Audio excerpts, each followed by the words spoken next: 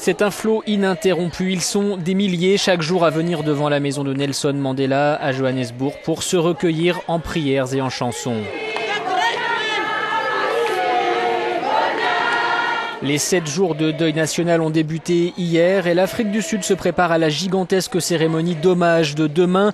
Elle se déroulera au Soccer City de Soweto dans la banlieue de Johannesburg. Plus de 70 chefs d'État et de gouvernement sont attendus. Ceux qui veulent assister à la cérémonie vont devoir se lever tôt pour pouvoir accéder à l'une des 90 000 places de l'enceinte.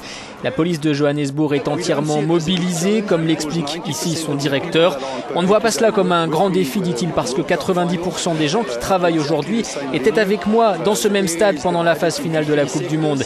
Le plus grand défi, dit-il, c'est que le périmètre intérieur sera fermé à la circulation des véhicules et qu'il faudra gérer les gens qui viennent jusqu'à la dernière minute en voiture sans le savoir.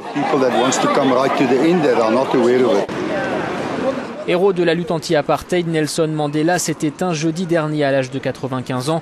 Après la cérémonie de demain, son corps sera exposé 3 jours au siège du gouvernement à Pretoria. Il sera finalement inhumé dimanche à Kounou, dans la province du Cap-Oriental, sur la terre de ses ancêtres.